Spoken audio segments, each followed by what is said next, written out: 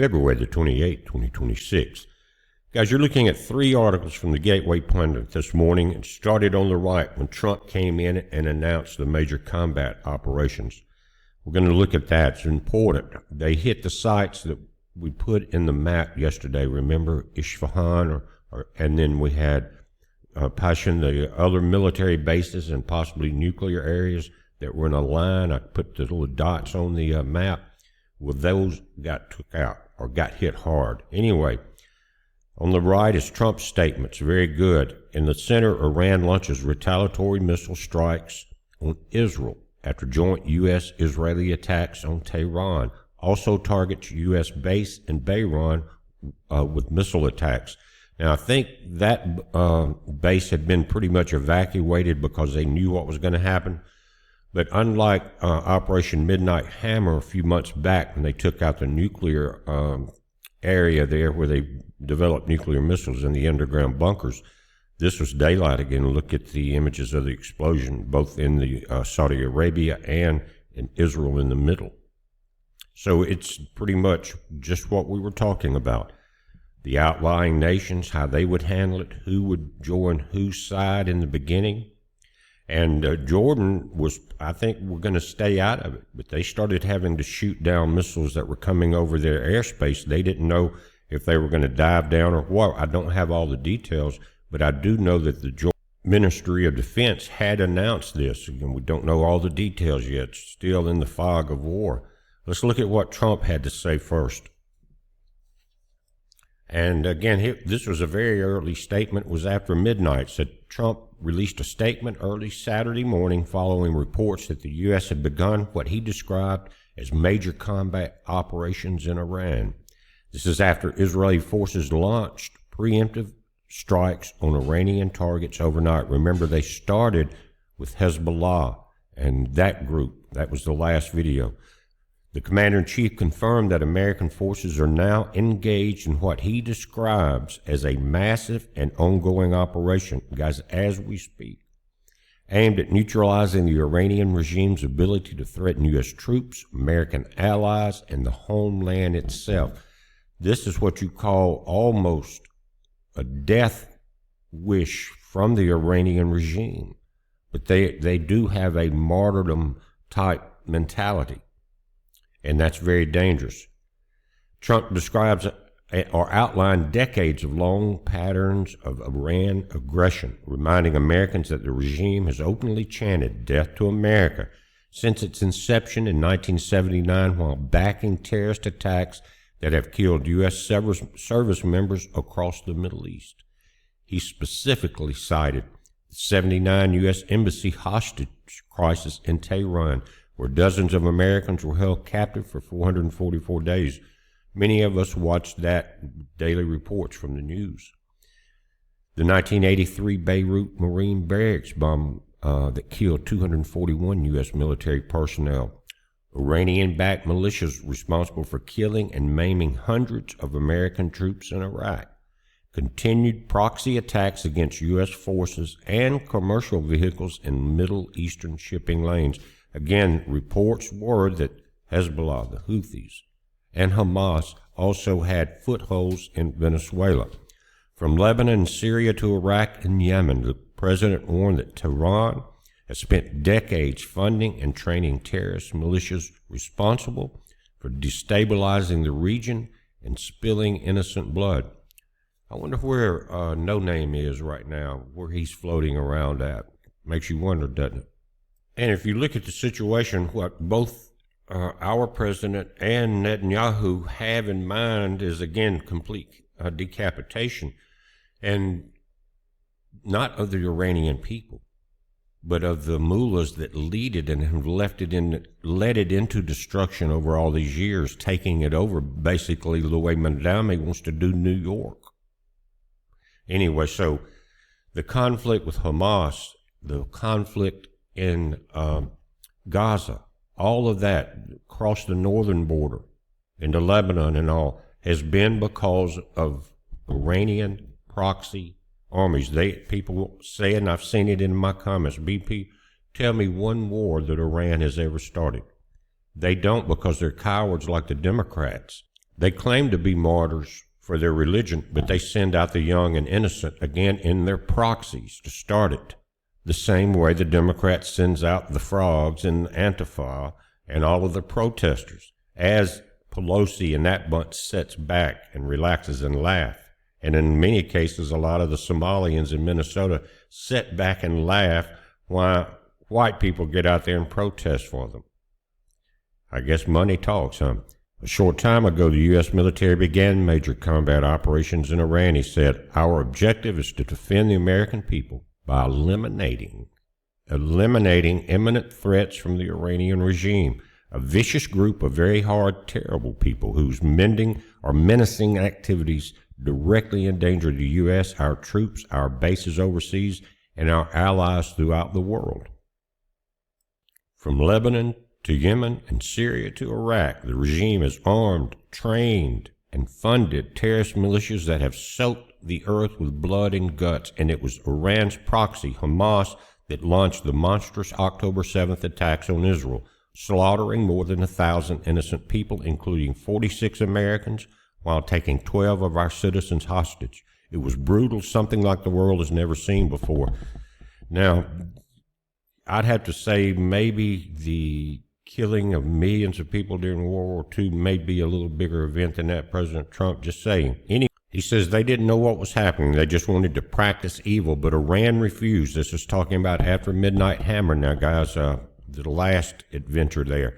Says just as it has for decades and decades, they rejected every opportunity to renounce their nuclear ambitions, and we can't take it anymore. Instead, they attempted to rebuild their nuclear program and continue developing long-range missiles that can now threaten our very good friends and allies in Europe. Our troops stationed overseas and could soon reach the American homeland again. We don't know what came over in 4 years or what's stationed on the other side of the border as we speak. Just imagine how emboldened this regime would be if they had and were actually armed with nuclear weapons as a means to deliver their message, which is basically death to the infidels. For this reason, the U.S. military has undertaken a massive and ongoing operation to prevent this very wicked, radical dictatorship. And the guys, they've probably, you're in 40 or 50,000 deaths since these riots began of their own people. But Democrats don't say anything about that. They want to worry about ICE. Anyway, radical dictatorship from threatening America and our core national security interests. We're going to destroy their missiles and raise their missile industry to the ground. It will be totally, again, obliterated. He's not going to stop there, and it's a good thing if you're going to totally wipe somebody out. He says we're going to eliminate their navy. We're going to ensure that the regime's terrorist proxies can no longer destabilize a region or the world. Remember what Israel was doing last night. And to so gravely wound and kill thousands and thousands of people, including many Americans. And we will ensure Iran does not obtain a nuclear weapon. It's a very simple message. They will never have one. This regime will soon learn that no one should challenge the strength and the might of the U.S. Armed Forces. I built and rebuilt our military in my first administration. There's no military on earth even close to its power, strength, or sophistication. My administration has taken every possible step to minimize the risk to U.S. personnel in the region. And I agree with them. They probably have, guys, but with long-range weapons that we have, it makes that much easier. Now, again, I would much rather see all the nations of the world just get along. But Satan couldn't have that, and Rome couldn't have that going back thousands of years. They had to separate the religions and create an internal conflict for the earth to deal with, because Satan did not like the planet. He did not like God's creations. He does not like God's people. All the people here are not God's people. We have Kenites that were not born from above, okay? And that's what we're dealing with. Anyway, let's check this out. And really, I think Iran misplayed their hand here if you're playing a chess game. Of course, they knew that some of the nations, the UAE and Saudi Arabia, these groups, were friendly with the U.S., but it would seem just a little bit smarter to not attack that group yet if they haven't attacked you directly, and maybe they would come over to your side. We mentioned that possibility, and depends on how this comes out, some of those may join the other team. But anyway, this major geopolitical flashpoint erupted across the Middle East on Saturday after Iran launched missile and drone attacks targeting multiple Gulf nations, prompting Saudi Arabia to issue a blistering condemnation of what is described as brutal Iranian aggression. Saudi officials made it clear that Riyadh is standing in full solidarity with the nations targeted in Saturday's coordinated Iranian assault. In his statement, the kingdom warned that the attacks represent blatant violations of international law and expressed its readiness to assist its regional allies with all its capabilities. That's where they made the mistake. That's where Iran made their mistake. Right there, they turned the world against them. Their world there in the Middle East against them. They should have just, if they were going to do it and have any sense, if you're going to attack Israel and the U.S., then that's one thing. But when you attack the Brotherhood in your area, you screwed up big time then. Now, there's different information coming out on X also. This is from Eli Afarat, and this is an explosion in Abu Dhabi. And this is where they're saying that one person was killed from one of the missiles that were shot down and the debris fragments falling. But this looks like, again, a direct hit into part of the capital there. And again, this is daylight. Notice that. Now, Jordan, who we talked about yesterday also, reportedly intercepted ballistic missiles entering its airspace as regional air defense systems were activated amid fears of a broader regional war. In the UAE, air defense systems intercepted several incoming ballistic missiles, though falling debris reportedly killed one civilian in Abu Dhabi and caused property damage in a residential area, according to The Guardian. Now, that was not falling debris, the explosion we just saw. It was not. It's totally different from a missile hitting something and exploding. Said they announced several Iranian missiles were intercepted. The Ministry of Defense announced that the UAE was subjected today to a brazen attack with Iranian ballistic missiles, which the UAE air defenses handled with the highest efficiency, successfully intercepting several of the missiles. Again, they didn't say all, but several. Now, here's an update. It says the Middle East erupted into chaos Saturday after Iran launched a retaliatory missile strike targeting a major U.S. military installation in Bahrain. According to multiple breaking reports, ballistic missiles struck near facilities associated with the U.S. Navy's Fifth Fleet. You guys talked about this yesterday, didn't you, in the comments? It was headquartered in the island kingdom of Bahrain, a critical hub for American naval operations in the Persian Gulf. Now, again, some are saying a lot of this area had been evacuated, and that was also mentioned in earlier reports that they were going to do that. Now, also on X, Maria Naufel put this up. He's got a video, and I'm not going to play the whole thing, but you can see a missile coming in here. It says Iranian missile flies straight through air defenses and hits the U.S. Navy's Fifth Fleet headquarters in Bahrain.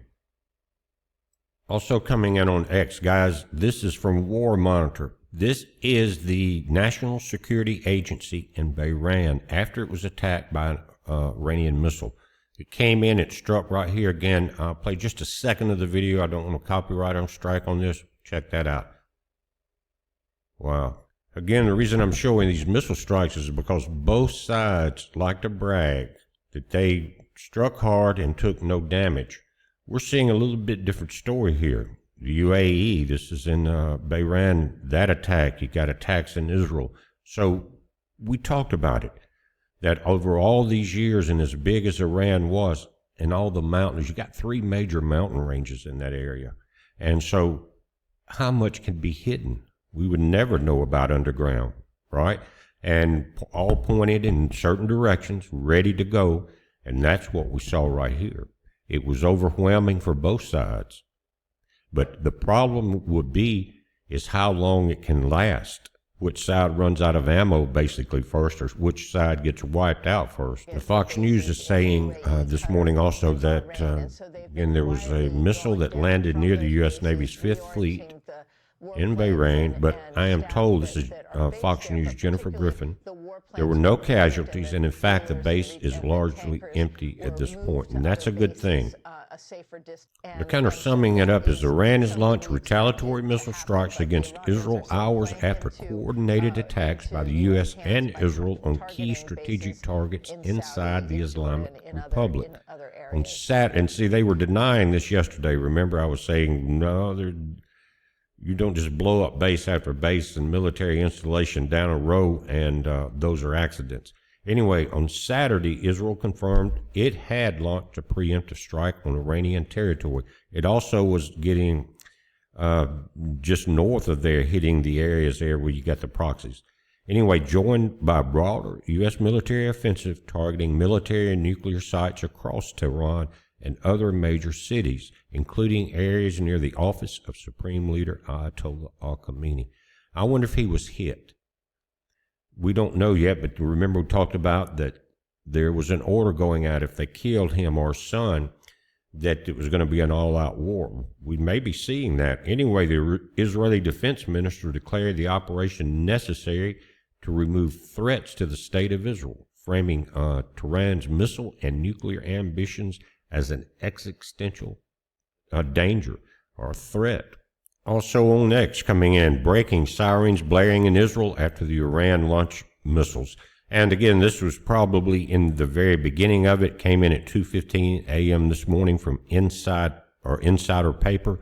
And again, they retaliated by attacks on everybody in their region, it sounds like, except themselves. Now, I'm going to dig a little deeper, but Trump has come out and said now major combat operations underway to obliterate Iranian missile factories. He tells Iranian troops they will be treated fairly if they surrender now. It looks like they're going all in on cutting the head off of this snake. We're going to see how it works out, guys. We're watching it. You watch it. Updates will be coming throughout the day. We don't know what's going to happen. These are just the early reports. Be safe.